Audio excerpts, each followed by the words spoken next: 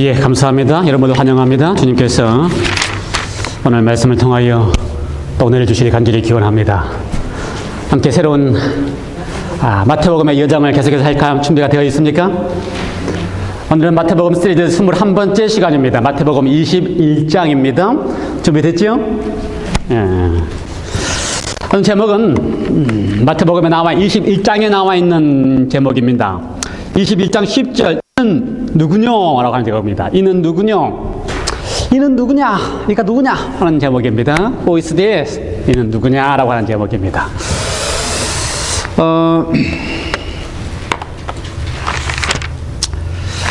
예.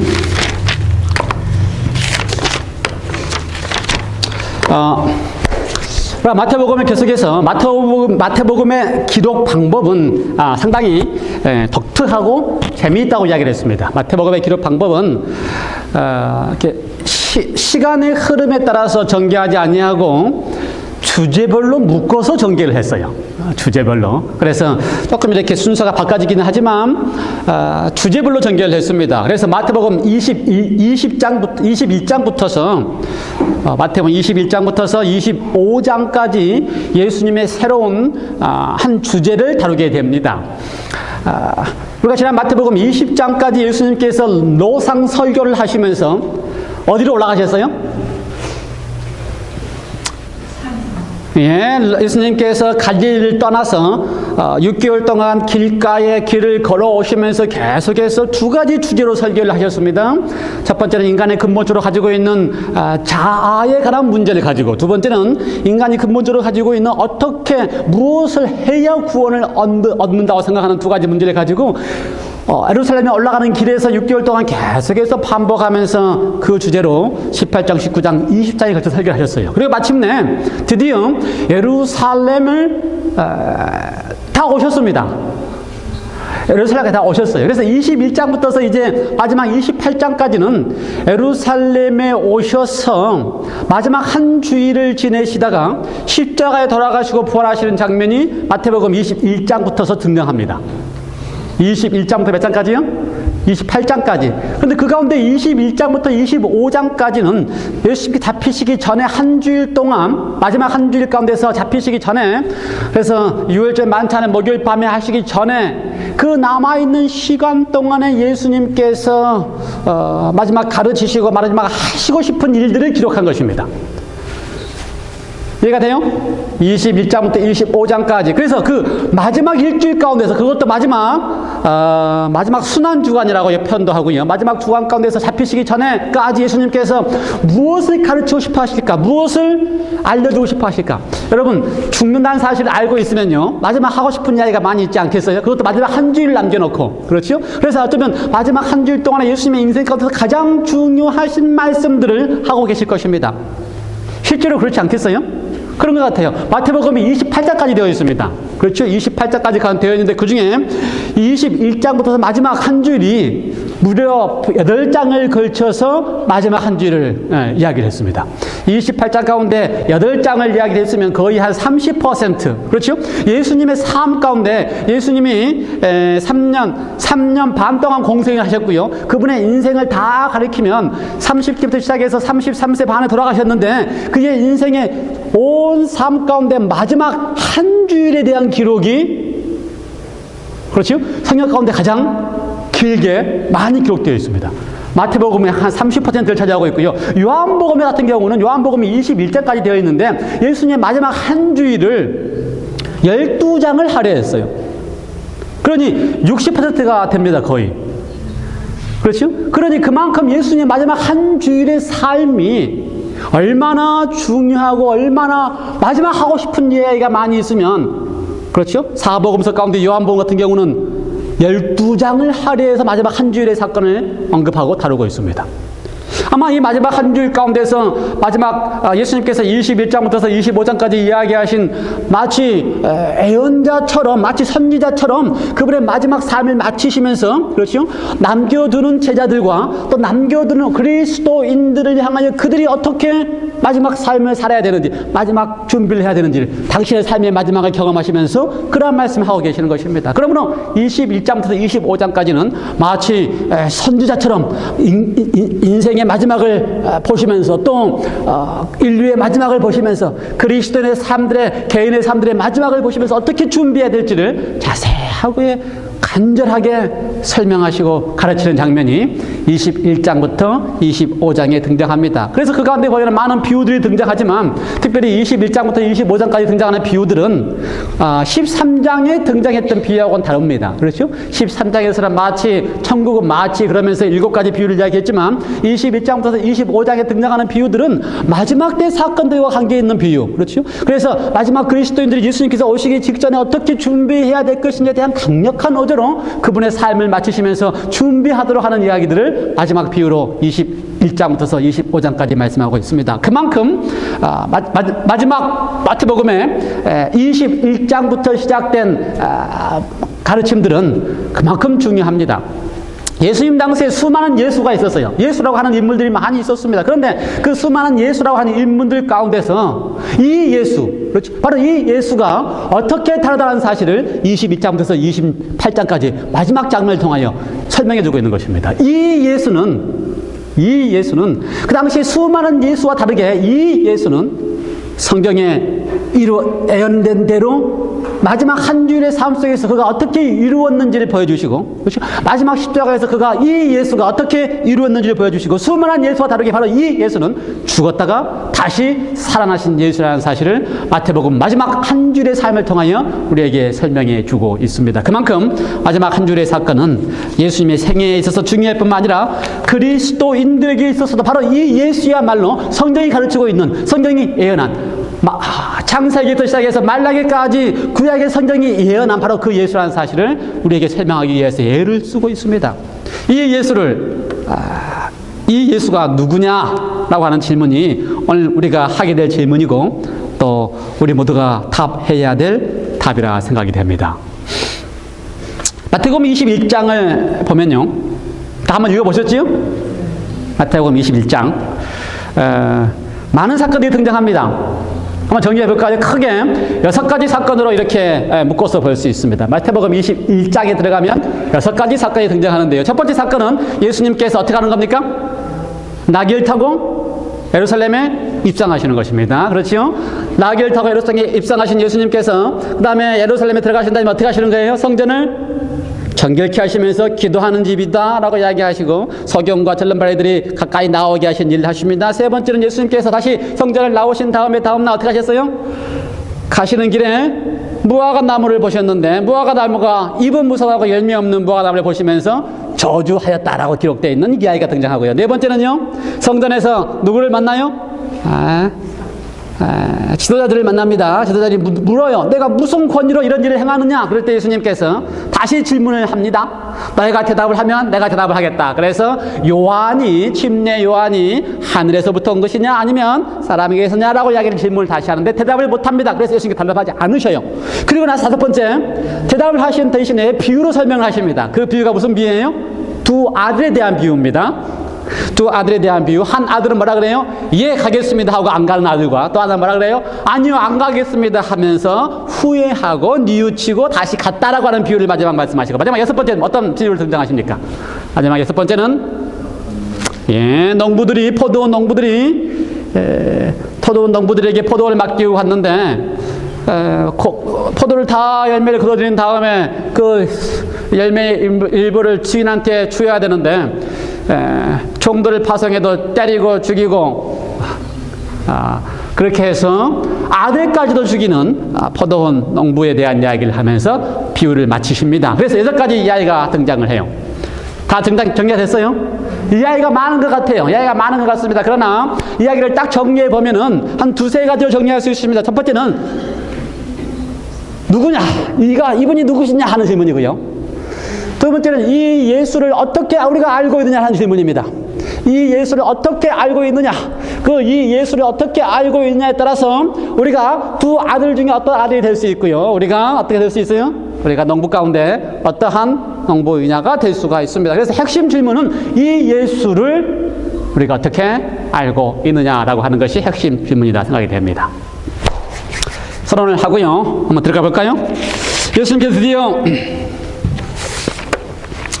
21장 1절 저희가 예루살렘에 가까이 와서 드디어 6개월의 여정을 거쳐서 갈릴리를 떠나가지고 예루살렘까지 가까이 왔습니다. 요한복음에 의하면요, 그 전에 사건이 등장을 해요. 6개월 동안의 사건들이 예루살렘에 왔다가 다시 가기도 하고 하는 사건들이 요한복음에 등장을 합니다. 그 다음에 예루살렘에 가장 가까운 마을 베다니에 나사로가 살고 있고요. 나사로의 두 여동생이 살고 있는 장면이 등장하고요. 그 다음에 요한복음에 의하면은 베다니에 와서 나사로를 살리신 장면도 등장해요. 그래서 나사로를 살리신 장면은 드디어 마지막 순환주일 순환주일 그 기간에 바로 직전에, 그렇죠? 뭐 어떤 학자에 따라서 한두 주일, 정확한 시간은 모르지만 최소한 한두 주일 전에 나사로를 살리시고 베다니에 머물러 계시다가 베다니에 출발해서 지금 감난산에 가셔서 입성하시는 장면으로 설명을 합니다. 그래서 예루살렘에 가까이 와서 감람산 벳바게에 이르렀다라고 이야기해요. 벳바게가 어딘지는 잘 몰라요. 베다니는 잘 압니다. 지금도 베다니는 어딘지 알지만 벳바게가 어딘지는 지금도 잘 모릅니다. 그러나 벳바게라고 하는 동네에 이르렀다. 학자들은 벳바게가 그 나사로의 동네인 베다니하고 같은 동네다라고 하는데 뭐 학자들마다 다르고요. 어쨌든 벳바게라고 기록되어 있으니까 또 벳바게라고 설명할 수도 있어요. 거기에서부터 시작해서 예수님께서 드디어 나귀를 타시고 어디로 갑니까? 예루살렘 성으로 들어가십니다.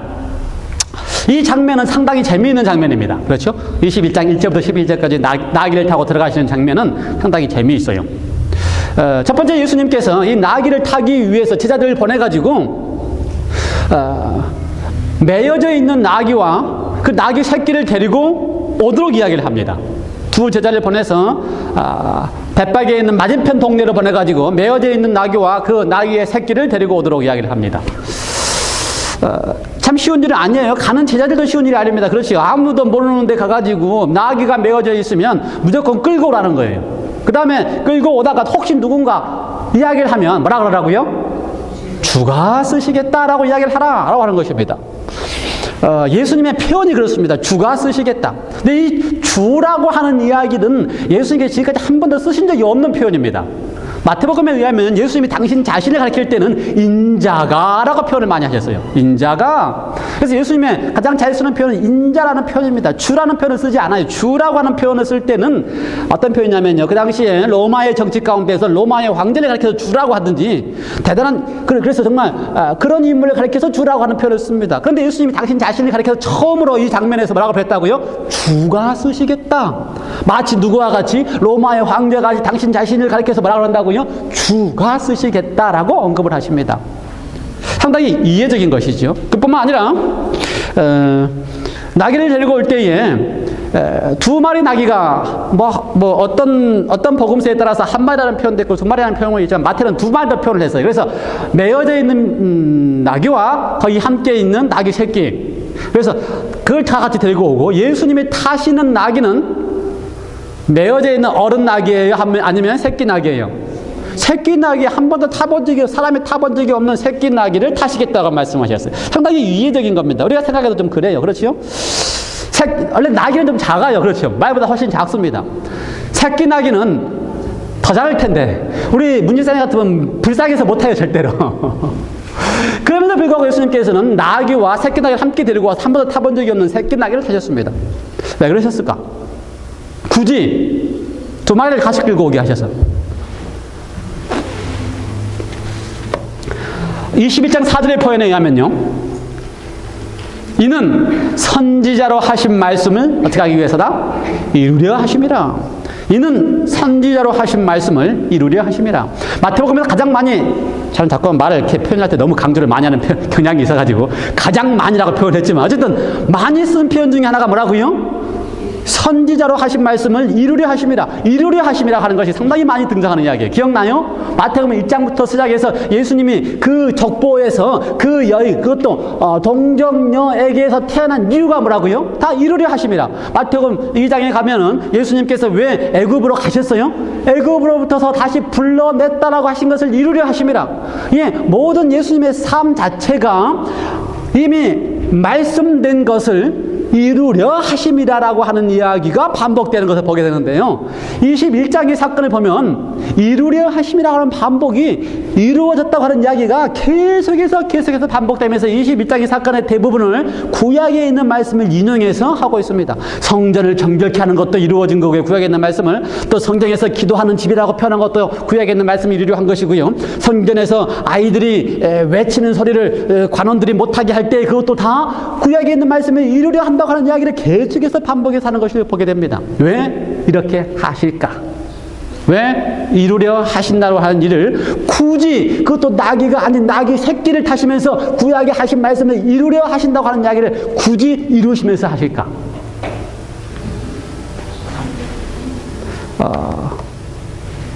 그 이유는 이는 누구냐라고 하는 질문 때문입니다. 온 인류가 가지고 있는 질문이요. 그 당시에 유대인이 가지고 있는 질문이요. 오늘 여러분과 제가 가지고 있는 질문 때문에 이분이 누구냐? 이 예수가 누구냐라고 하는 질문 때문에 그 일을 이루고 계시는 것입니다. 수많은 예수가 있지만 수많은 사람들이 예수를 향하여 그저 4대 성인 중에 한 사람이라고 하지만 그렇지 않고 이 예수는 이미 예언된 대로의 삶을 그대로 이루신 이 예수야말로 예수다라고 하는 사실을 확인하기 위하여 그분께서는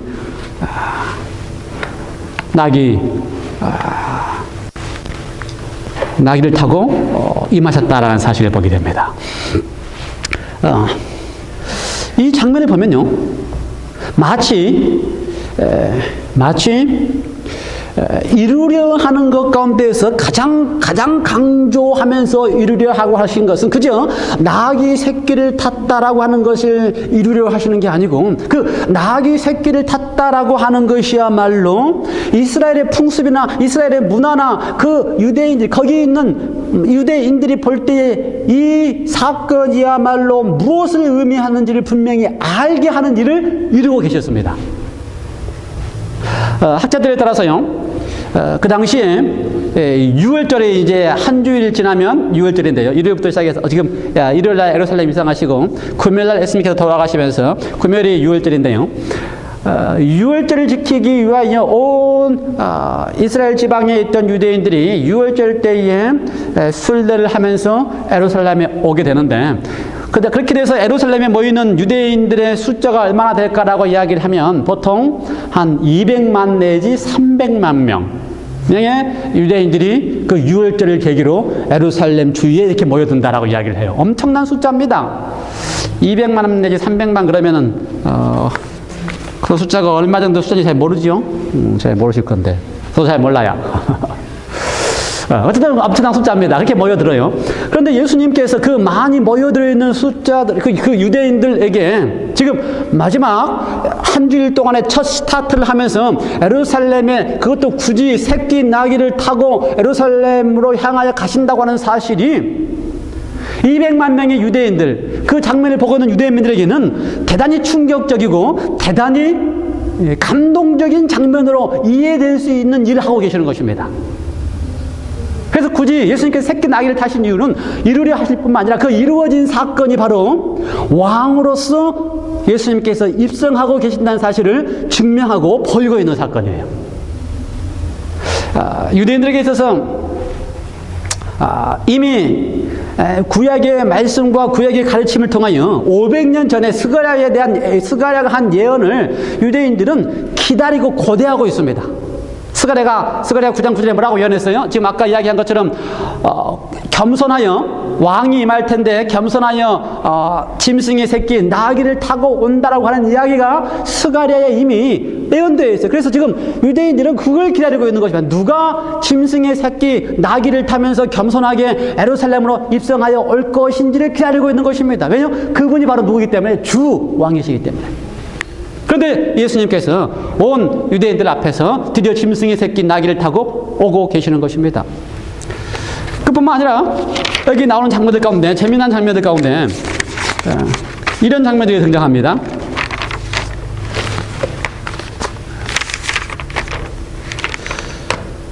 5절에 보면은 6절에 보면은요, 제자들이 예수님이 명하신 대로 나귀를 끌고 온 다음에 겉옷을 벗어서 어떻게 했어요? 나귀에게 깔고 그다음에 겉옷을 벗어서 길에 깔았습니다. 겉옷을 벗어서 길에 깔았다라고 하는 이 장면은 사실은요, 구약에 보면은요, 왕 자리에 앉기 위해서 왕의 궁으로 가는 그 길에 백성들이 환호하면서 그 길을 깔을 때에 자신들의 겉옷을 거기서 까는 장면들이 많이 등장합니다. 그래서 그 장면 그대로의 경험을 했던, 역사 속에서 경험했던 이스라엘 사람들은 나귀 새끼를 타고 오는 이분이 바로 유대인의 왕으로서 임한다는 사실을 기억하고 있고요. 그들을 또 특별히 그럴 때마다 어떻게 해요? 겉옷을 깔아서 가기도 하는 것입니다. 그 다음에 또 종려나무를 흔들었다라고 기록되어 있어요. 종려나무를 흔든 경험들은 유대인에게 있어서는 아주 기쁘고, 왕이 있을 때 길다란 종려나무 가지 잎을 끌어서 흔들고 깔고 환호하는 장면이 유대인에게 있어서는 그것이 바로 왕을 환호하는 장면이에요. 그래서 이 장면의 묘사 자체가 지금 유대인들에게 있어서 이 장면은 뭘 의미하는 거예요? 왕이 드디어 임하였다는 사실을 의미하는 것입니다. 왕이 임하였다. 왕이 임한다. 그렇죠? 그리고 그들이 호산나라고 외치기 시작했어요. 호산나 다윗의 자손이라고 외쳤습니다. 호산나라고 하는 이야기 자체가 왕이 우리를 구원하신다 그 말이에요. 왕이 우리를 구원하신다. 그래서 그들의 입에서 호산나라고 외친다라고 하는 것은, 그것도 다윗의 자손이라고 하는 것은 바로 다윗의 자손으로 오는, 다윗은 어떤 혈통이에요? 유대인의 왕의 혈통입니다. 그래서 다윗의 후손들이 계속해서 왕이 되는데, 다윗의 자손은 이 왕이 우리를 구원한다. 우리를 지금 어떤 상황에서든 우리를 구원한다. 아마 그들을 생각할 때 우리를 구원하는 것이 뭐 때문에 구원하는 거예요? 로마의 앞지로부터 구원하실 왕이 우리를 구원한다고 그렇게 외침에도 불구하고 어쨌든 지금 이들은 이 예수가 바로 나귀를 타고 오시기 때문에 약속된 왕이라는 사실을 인정하면서 외치고 있는 것입니다. 우리가 성경을 지금까지 계속 보면서 20장까지, 마태복음 20장까지 볼 때에 예수님께서 그 전에는요, 한 번도 당신을 가리켜서 유대인의 왕이라고 하는 역할을 한 적이 없습니다. 아시다시피 예수님께서 5,000명을 먹이시고 나니까 5,000명의 먹임을 받은 갈릴리 주민들이 예수님을 뭘로 세우려고 그랬어요? 왕으로 세우려고 그랬습니다. 그때 그걸 원하는 제자들까지 다 미리 보내고 다 흩으셨습니다. 그러니 예수님은 때가 되기 전까지 절대로 왕이 되거나 왕으로 추대하는 일에 관여하지 않으시고 다 그걸 말리셨습니다. 그런데 이번만큼은 이제 마지막 한 주일, 죽기 전 한 주일을 남기고서 이번만큼은 본인 스스로가 새끼 나귀를 끌고 오게 하시고 주가 쓰시겠다고, 왕이 쓰시겠다고 하고, 그 다음에 백성들이 환호하며 외치는 소리를 관원들이 와서 말리도록 할 때 뭐라 그래요? 그걸 말리지 않고 하도록 하셨습니다. 왜 그랬을까요? 지금까지는 한 번도 그런 적이 없었어요. 지금까지는 한 번도 스스로 왕이 되려고 한 적도 없었고요. 그렇죠? 왕이 되겠다고 호산나라고 외치는 백성들을 말리기는 하셨지만 한 번도 한 적이 없었습니다. 그런데 이번만큼은 예수님께서 그걸 인정하시고 허용하시고 그렇게 하도록 하셨어요. 마지막 한 주일 남겨놓고. 예수님은 왕이라고 하는 사실을 인정하거나 왕이라고 하는 사실을 내보이시기 위해서 하셨다기보다는 그분에게 있어서 마지막에 이제 한 주일 남은 십자가의 길을 가시기 직전에 온 백성들의 시선을 자신에게 집중시킴으로써 왕이 아니고 십자가에 가시는 분이라는 사실을 알리시기 위하여 그분께서는 어떻게 하셨어요? 지금 왕으로서의 환호를 말리지 않으셨습니다. 재밌는 사건은요,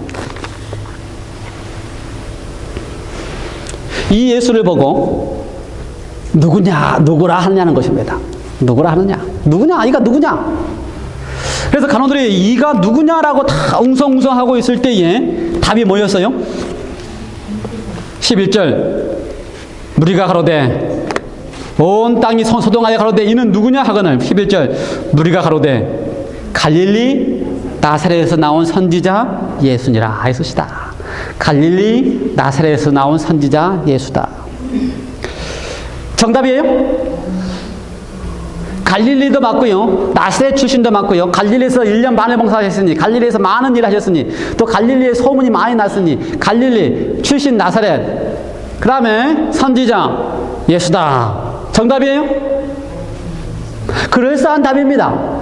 아주 그럴싸한 답이에요. 틀렸다라고 할 수 없을 만큼 그럴싸한 답입니다. 그러나 그 내면을 그 내면 속에 깊이 살펴보면 진짜 예수를 올바로 인정하고 있는 답이 아닙니다. 갈릴리도 맞고 나사렛도 맞고 선지자라고 할 말도 없고 예수란 말도 맞지만 진짜 예수가 누군지에 대하여 인정하고 있지 않는 답이 그 답입니다. 여러분, 우리는 예수를 어떻게 부릅니까? 여러분, 우리는 예수를 향하여 갈릴리 출생이라고 부릅니까? 그 갈릴리 10마일에서 가르치고 치료하고, 그렇죠? 이적을 많이 베푸신 분 중에 한 사람이라고 인정을 합니까? 아니면 예수를 누구라 하느냐?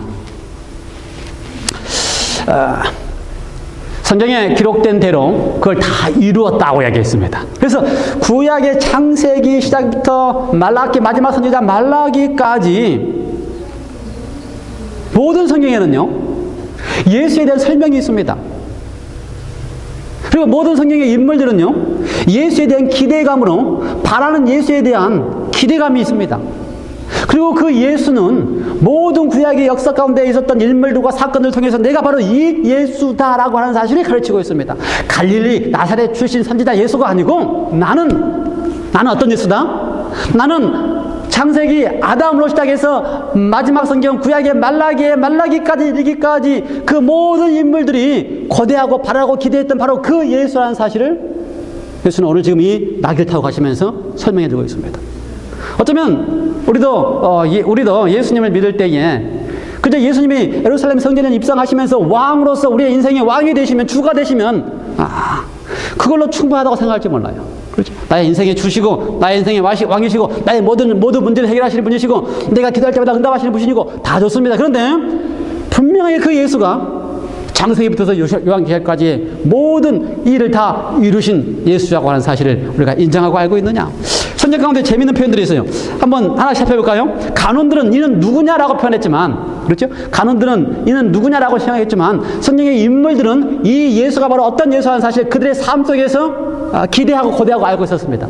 아담의 경우를 볼까요? 아담이 선악을 알게 하는 열매를 따먹고 난 다음에 그가 기대했던 예수는 어떤 예수입니까? 창세기 3장에 보면은 하나님께서 아담에게 설명한 예수는 어떤 예수예요?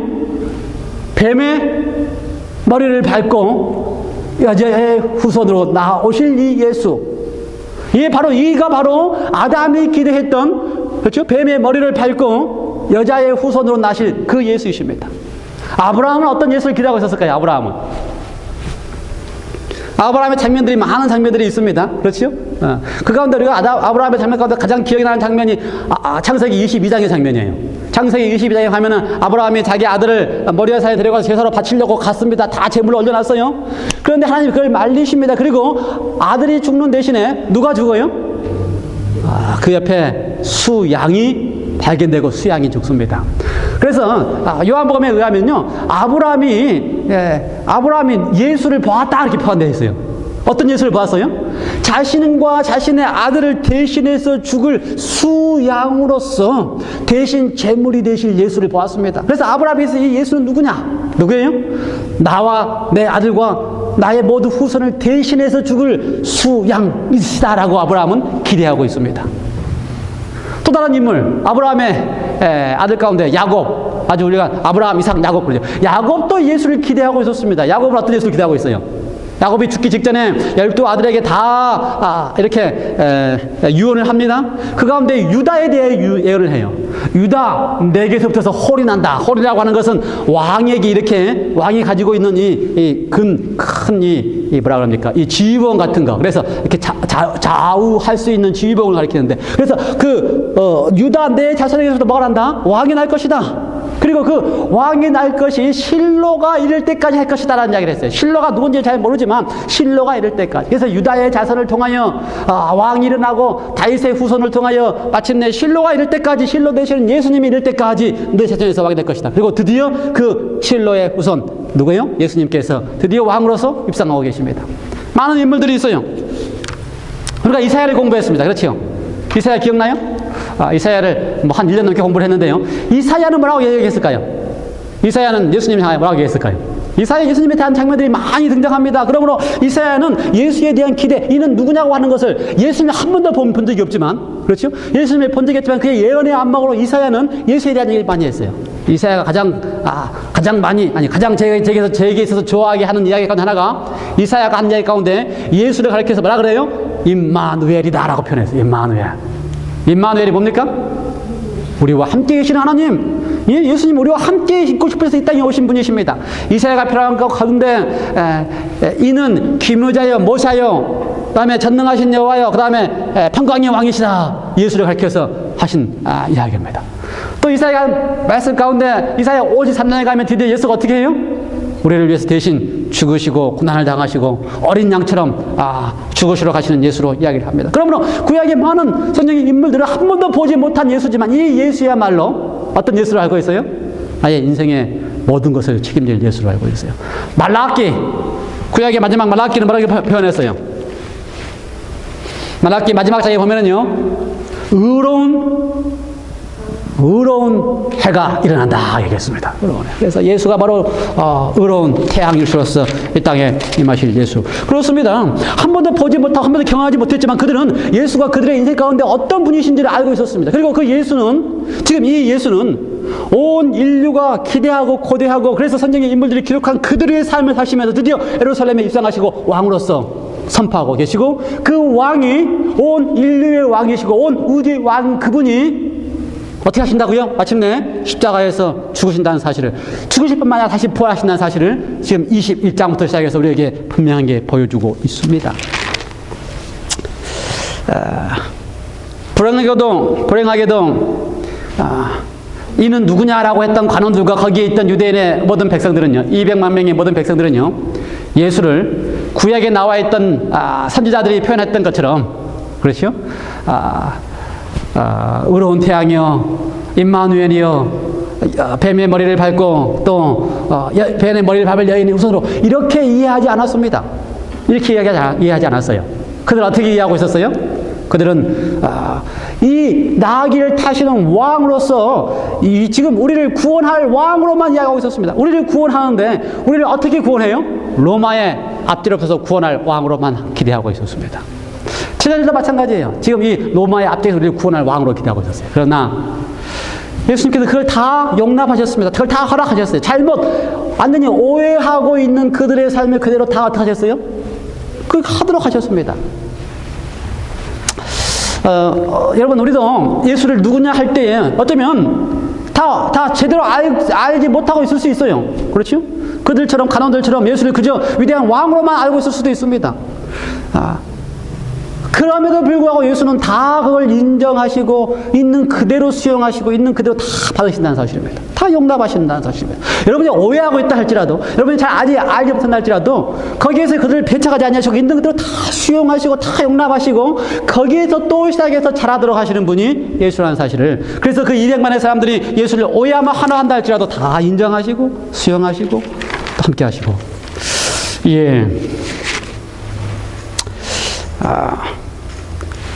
이 예수는요, 예루살렘 성에 등장하셔가지고 성전을 정결케 하셨습니다.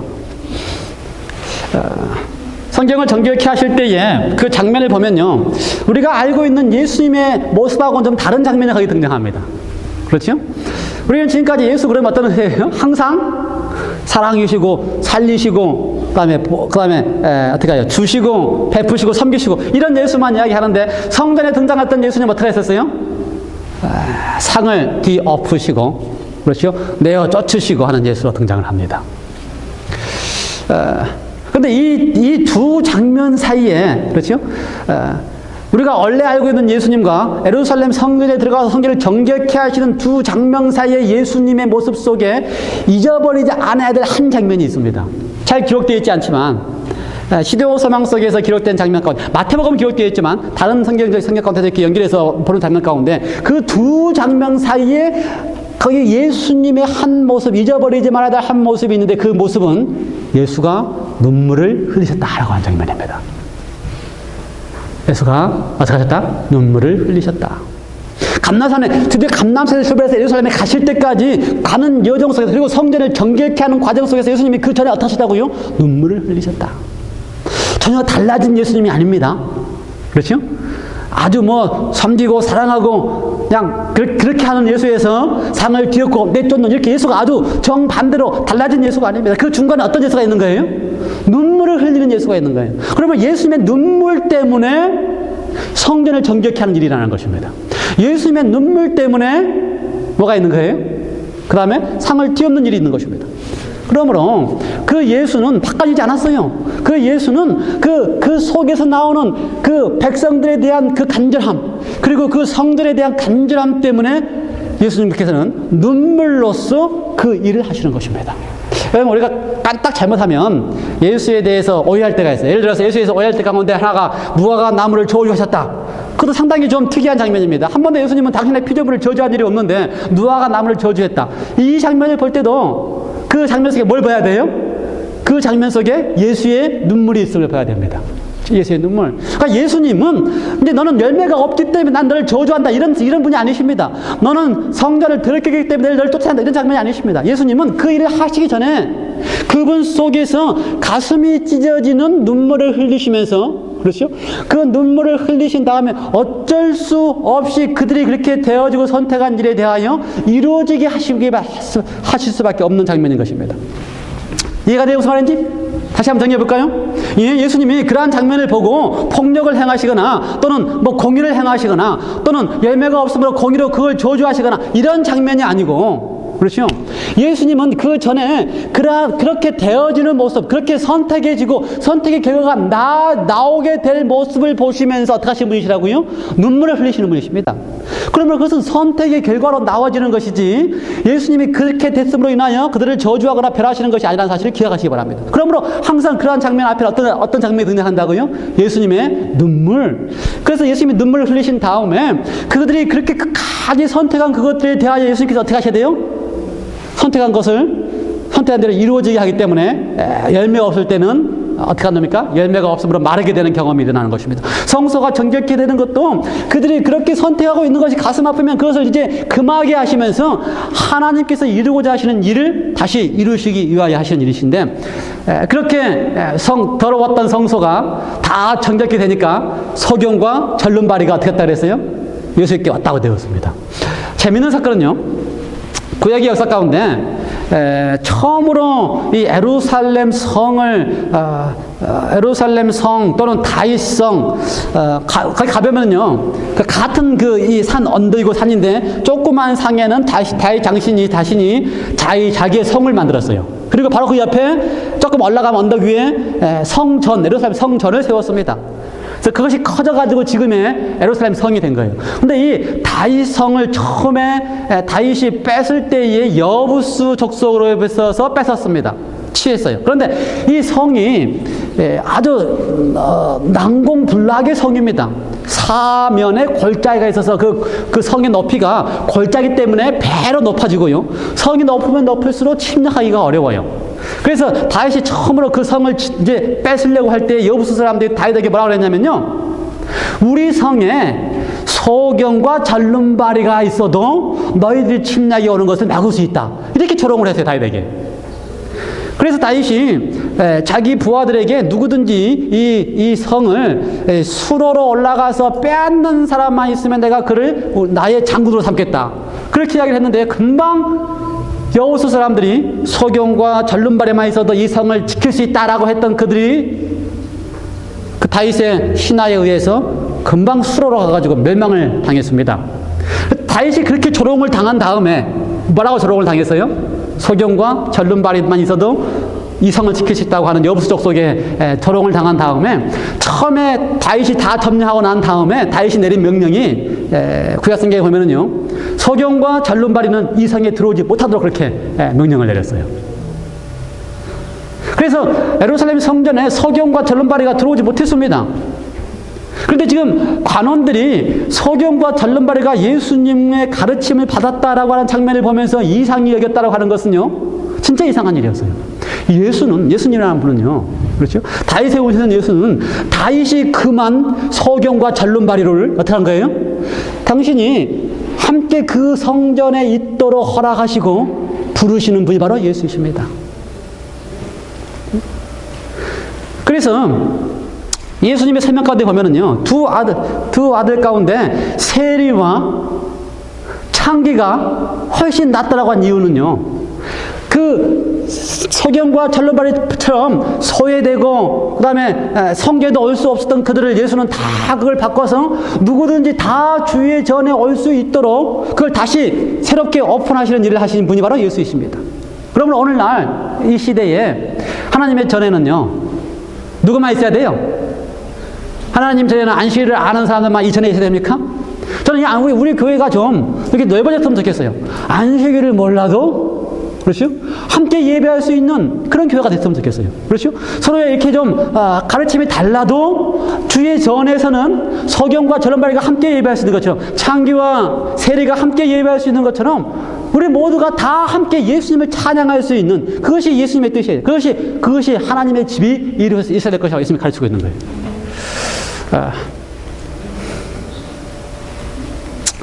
이 교회가 그런 교회가 됐으면 좋겠습니다. 그렇죠? 이런 이 교회가. 그래서 우리에게 있어서는요, 성경의 가르침이 이게 맞다 저게 맞다가 아니고, 우리의 가르침은 뭐예요? 예수가 이런 분이시니까 그 예수를 함께 예배함으로써 함께 기뻐할 수 있는, 그래서 소경과 절름발이를 보고 간원들이 이상하게 생각했던 것처럼 우리가 다른 사람이 앉아있는 걸 보고 우리가 이상하게 생각하면 그건 예수님께서 마지막 한 주를 마치시면서 그분이 하고자 하신 그런 일이 아니에요. 그래서 우리가 좀 예수님다운 마음으로 소경과 절름발이까지도, 예수님다운 마음으로 누구까지도, 세리와 창기들까지도 다 함께 수용할 수 있는 그런 교회가 되었으면 좋겠습니다. 예, 다른 주제들이 다 있는데 제가 또 시간이 다 돼버렸네요.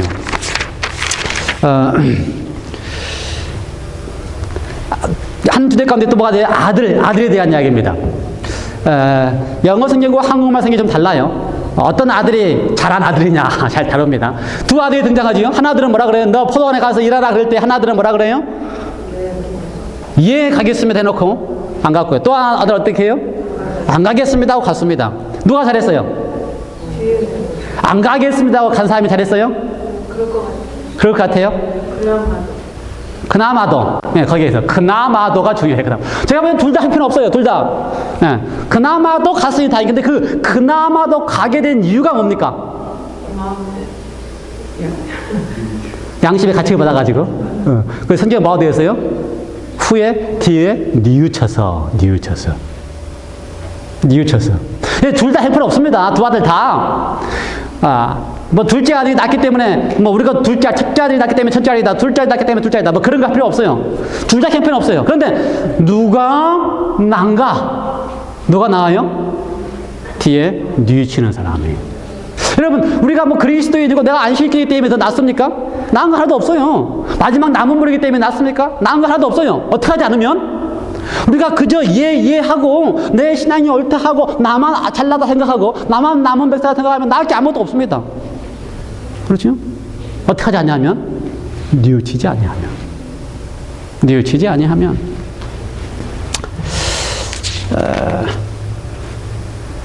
뭘 뉘우치하는가? 그 두 가지 마지막 두 가지 이유 가운데 열매에 대한 얘기가 등장합니다. 열매. 그렇죠? 무화과 나무에도 열매가 없었고, 그렇죠? 그 다음에 그 농부들에 대한 이야기의 결론도 열매 맺지 못한다라고 마지막 성경은 표현해요. 열매에 대한 이야기입니다. 예수님께서 무화과 나무를 보실 때에 잎사귀가 무성하다. 지금 때는 6월절이기 때문에 3월, 4월입니다. 3월 말이나 4월 초, 6월절이기 때문에. 그러니까 6월절 그때는 잎사귀가 무성하면 안 돼요. 무화과 나무가. 대부분의 나무들은 잎사귀가 무성하지 않습니다. 잎사귀가 무성하면 6월 말 넘어가지고 잎사귀가 무성하면 열매도 있습니다. 그런데 이 무화과 나무는 잎사귀만 무성했어요. 근데 예수님이 가셔서 잎사귀가 무성하면은 열매가 있다고 기대하는 건 당연합니다. 왜요? 무화과 나무가 잎사귀가 무성하면 열매가 있기 때문에. 근데 3, 4월에 잎사귀가 무성하면 안 되는데도 잎사귀가 무성하니까 겉만 번주를 하면서 신앙만 그럴싸하고, 그렇죠? 안식일 교인하고 공헌을 하면서 이런 겉모습만 무성하는 것입니다. 그런데 열매가 없어요. 마찬가지 장면으로 뒷장면도 그렇게 똑같이 이야기를 했습니다. 열매가 없다.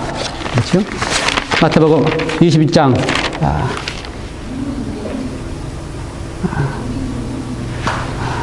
43절 열매 맺는 백성이 받으리라.